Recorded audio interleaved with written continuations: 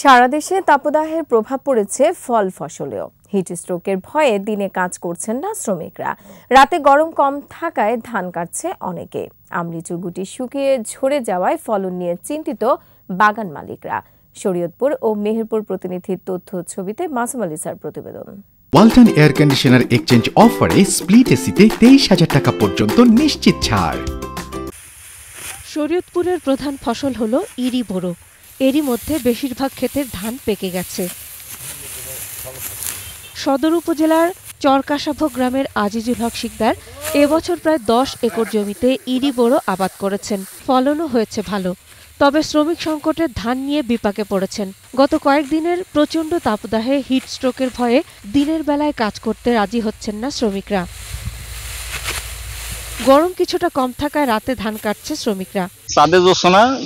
ধান কাটতেছি। দিনের বেলা মনে করেন যে রোদ্র, এর ভিতরে পরিশ্রম হয়, ঘাম পড়তে পড়তে মানুষ স্টক করে অনেকে মারাও যায়, বুঝলেন। আমাদের এলাকায় বহুত মানুষ স্টক করছে। স্বাস্থ্য ঝুঁকিতে না গিয়ে নিরাপদ উপায়ে ক্ষেতের ধান সংগ্রহের পরামর্শ দিয়েছেন কৃষি কর্মকর্তা।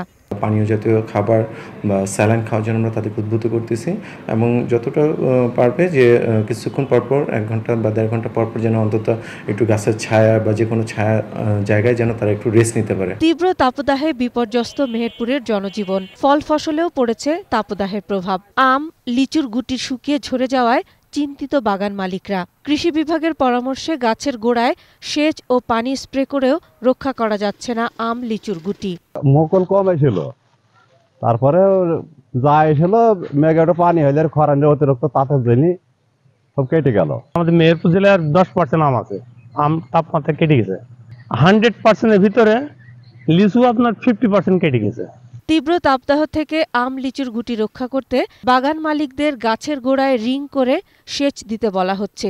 সেই সাথে গাছে পানি স্প্রে করারও পরামর্শ দেয়া হচ্ছে। কৃষকদেরকে বিকালের দিকে বা সন্ধ্যার দিকে রিং আকারে গাছে গোড়ায় আমরা সেচ দেওয়ার পরামর্শ দিচ্ছি এবং সময় হলে ফুড পাম্প দিয়ে গাছে পানি স্প্রে করার কথা বলতেছি। মেহেরপুরে এবার 2370 হেক্টর আমের বাগান রয়েছে। লিচুর বাগান 690 হেক্টর জমিতে। মেহেরপুরের হিমসাগর, ল্যাংড়া, বোম্বাই, ফজলি, আম্রপালি সহ নানা জাতের আমের কদর রয়েছে দেশ জুড়ে। মাসুম আলিসা, 21 টেলিভিশন।